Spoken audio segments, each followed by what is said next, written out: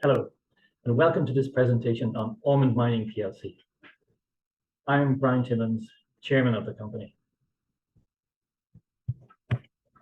I draw your attention to the disclaimer on the second slide of the presentation. You may wish to take time to read that later on. Ormonde is a junior mining exploration stock quoted on the AQUA Stock Exchange. A year ago, Ormonde was a cash shell until the new investments were acquired by the company. There are two key investments. The first, acquired in January 2023, is a 20% interest in Peak Nickel Limited, exploring for battery metals. This was a 500,000 investment. The next more significant investment occurred in September 2023, and this was a 36% interest in TRU Precious Metals, a TSXV quoted stock based in central Newfoundland, seeking prospecting for gold in the gold belt of central Newfoundland. Its flagship project is the Golden Rose project, a 275 square kilometer gold and copper exploration endeavor. These investments were selected out of approximately 100 investments reviewed by the Ormonde management and technical team as being sufficiently advanced to enhance value through third-party investment, thereby not necessarily requiring further investment by ORM or its shareholders. We believe we have met this objective. Other assets retained are the legacy gold interests Ormonde acquired many years ago in Spain. We're evaluating their potential. Importantly, post the execution of these investments, Ormonde retains sufficient liquidity between its cash and deferred consideration arising from the sale of Spanish assets in 22 to cover future outgoings. Turning to TRU, the major investment. TRU, TSXV listed, has a market cap of approximately $4 million. Major project, the Golden Rose project, the Golden Rose prospect in central Newfoundland, is bookended by two gold deposits. By 5 million ounce deposit to the northeast and a 600,000 ounce deposit to the southwest. The important issue is that the Golden Rose project occupies the same fault lines, the same shear zones, the same structures, the same rocks. So it's highly prospective. And high-grade gold discoveries have been encountered on the TRU tenements. The TRU team, as well, has experience that's complementary to Ormonde's in project assembly, exploration, and also M&A execution skills. Ormonde has the right to appoint a majority of the directors on the TRU board.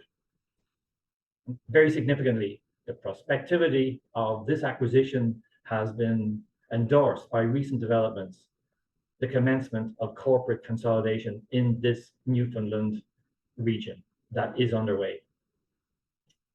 Here to tell us more about this highly attractive investment is Professor Garth Earls, our consultant geologist. Garth. Thank you, Brian. Over the past couple of years, Ormonde has looked at around about 100 projects from a point of view of geology, from a point of view of corporate, and the standout opportunity of the projects that we reviewed is Golden Rose. And I've been in the business over 40 years now, and it was an exciting opportunity that is just too good to miss. So why Newfoundland? Well, there's been recent significant discoveries. It's one of the world's most attractive gold exploration regions. It's a tier 1 top 10 mining jurisdiction. The environmental law and the mining law is excellent. The local communities are supportive. The administration is very supportive. Infrastructure is good. You can essentially work all year round in Newfoundland. The workforce is there. More importantly, the geology is well understood. The prospectivity for gold and copper mineralization is well understood. And one of the key things is Newfoundland is surprisingly underexplored for a range of commodities, including gold and copper. So looking at the geological picture, one of the things that appeal to us is that the rocks where we're used to dealing with in Ireland are exactly the same rocks as are present in Newfoundland. This is because whenever these rocks formed, there was no Atlantic Ocean. So Newfoundland and Ireland were next door neighbours. We've got a shared geological history. And from a point of view of mineralization, we've got the same major regional deep-seated faults. And you can see these traced on the map here with the Atlantic still present. So we can trace these structures all the way across from Scotland, Ireland, and into Newfoundland. And importantly, we know in Ireland and Scotland that these structures host major mineralization, for example, at Carignan, which I was one of the team that discovered the 6 million ounce deposit. And there are many similarities between Carignan in Ireland and the Golden Rose project in Newfoundland. The other similarity is that in Ireland in the 1980s, we had this gold rush where lots of companies came into Ireland and Scotland and started to find deposits, for example, Carignan deposit, the Connolly's deposit. And the same thing is happening in Newfoundland at present, where companies are coming in, they're looking along the same structures, and they're finding things. Looking a little bit closer at the Golden Rose project, here we can see these deep-seated structures on plan view colored red. The one that we're interested in to the northeast on the Marathon Gold property, which hosts the Valentine Lake deposit, which is a 5 million ounce deposit, is actually only 15 kilometers from the TRU licenses. And we're next door neighbors essentially. And the structure that hosts the mineralization at Valentine Lake is found also on the licenses that we have.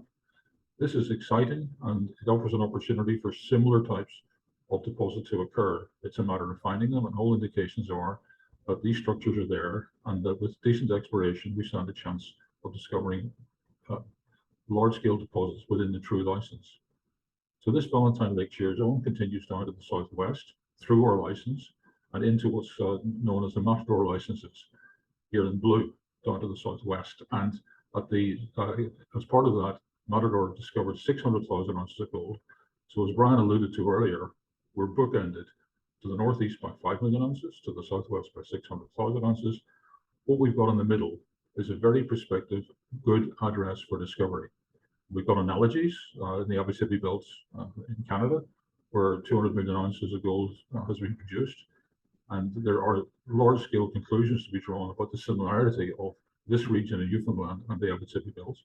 The Iridian rocks in Northern Ireland and Scotland have got about 10 million ounces discovered.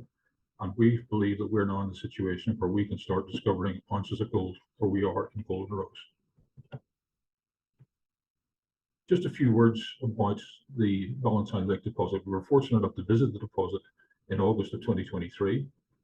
And the geologists there have done a great job in understanding the controls of the gold mineralization. And this is part of the reason that we've got good understanding on the back of their work, that we've got similar structures in the Golden Rose licenses. And to give you an idea of how this type of discovery works, was that in 2013, the deposit was known to host 300,000 ounces, but through the geology and drilling in the right direction, the deposit went from 300,000 ounces to 5.1 million ounces. This represents the exciting possibilities for discovery and the opportunity at the Golden Rose project. Looking very quickly at the Golden Rose project itself, 275 square kilometers approximately, quality gold copper opportunities. Again, we're underexplored, but we've got remarkably good data sets. This allows us to interrogate the information and to draw conclusions, which is not unlike what's gone before in various parts of Canada. We've got gold occurrences, 14 to 16 in bedrock. We've got bonanza gold in excess of 50 to 60 grams per ton in channel samples. Then we've got the properties adjacent to us. We've also got economic base metal potential, especially with copper. And the TRU team and the Ormonde team complement each other in so many ways. I'm just going to say about a few words about the two areas of Northcott and Wood Lake. This is Northcott, which occurs pretty much in the middle of the license areas. Here we are with channel sampling. We're looking down from a drone shot onto the ground, and you can see the grades that we're picking up as part of the trenching program there. It's 58 grams over 1.5 meters, 34 grams over 2 meters. These are spectacular grades. And this zone itself is in excess of 10 kilometers long, northeast, southwest, and in the region of 200 to 300 meters wide from northwest to southeast. This is an excellent target, part of a larger scale gold endowed structure between where we are here at North Marks Pond and to Rich House to the northeast. This is our number one target area, or one of our number one target areas. Another target area is Wood Lake, lies down to the southwest, and this is as close to a geological analog as what we can get to the deposits of Valentine Lake. This is a fertile gold system. We've got bedrock gold samples up to 10.5 grams gold, and it's shaping up to be, as understanding from the drilling, to have plunges to the southeast and to the northwest. But more work is required because we have to understand more about this. But this is will be one of the places where we can start to build ounces as part of the forthcoming exploration. Recent exploration in 2023 continued to discover more gold at the Northcott area. And as I said, it's still open to the southwest and to the northeast. We've also got gold occurrences in Victoria Lake, which is the strike extent of the Valentine Lake deposit. And we've now got increasing copper targets where we've got some spectacular grades of copper, up to 7.3% copper associated with what's known as Cape Ray Shear Zone. So exploration is successful, it continues to find things. So what does all of this mean? Newfoundland is, relatively speaking, underexplored. The analogues that we have are excellent and suggest that there's lots of ounces of gold to be discovered within the Golden Rose licenses. The gold rushes are there. We would discover things on the back of investment. And the systematic exploration of the region's deep-seated geological structures offers potential for Newfoundland to emerge as the next Tier 1 gold-producing region. Thank you, Garth, for that illuminating deep dive into the prospects for Golden Rose and your references to the spectacular channel assay samples. A very encouraging feature of the TRU Golden Rose play is the corporate consolidation that has emerged in the region. This involves a company called Calibre Mining, which recently bid $345 million for Marathon Gold and its 5 million ounces of the gold deposit. That price represented a 60% premium. The combined expected gold production from the enlarged merged company is 500,000 ounces of gold per annum. And annual expected cash flows arising from this are just short of $400 million. The combined pro forma market cap of the two companies, Calibre and Marathon, are $950 million, a very modest valuation of such a significant cash flow. This points to the emerging significance of this region as a solid and important gold play. Other companies in the region, which are maybe part of this total consolidation, are Matador Mining, the company to the southwest of Golden Rose. This is directly contiguous to TRU's project, and to date, 600,000 ounces have been found from just one target zone out of a total of 9 target zones that Matador have identified. TRU's Golden Rose project, directly flanked by both Marathon and Matador, occupies the same structures, same fault lines, same shear zones, same rocks. What this implies is TRU is at the center of the next potential Tier 1 gold producing region. And this upside is what's available to Ormonde shareholders. Turning briefly to Peak Nickel, this is advancing promising battery metals project. Ormonde's investment initially enabled a fast tracking of a work program aimed at identifying a modern code compliant resource. Ormonde's technical team remains positive on the geological prospectivity of this project, and we keenly await further results. A word about the Ormonde team. The Ormonde team comprises individuals with significant and long-standing experience and expertise in the exploration and mining industry. Brendan McMorrow, CEO, has 30 years experience, particularly in the financing of mining operations. Garth Earls has 40 years experience and has found significant gold deposits in the past. Steve Nickel, our mine engineering advisor, has 30 years experience of commissioning and developing mine operations. So Garth and Steve complement each other in terms of identifying prospects and also identifying the risks that may be associated with developing those.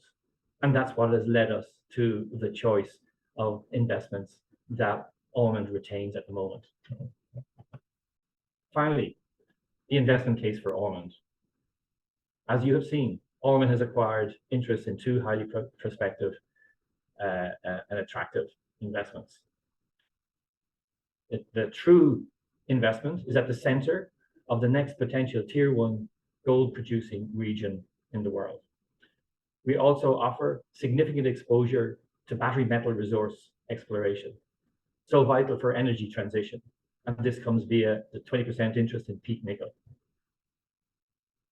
Ormonde has retained, after investment, net cash and receivables on the balance sheet to provide a measure of financial resilience which de-risks Ormonde financially. The company continues to retain the experienced management and technical team that has identified these assets. So, in summary, what Ormonde provides the investor is exposure to the operationally leveraged exposure to rising gold prices in today's uncertain world. Significant near-term upside value is offered at reduced risk. And this all comes at the point of very low junior exploration valuations. Thank you.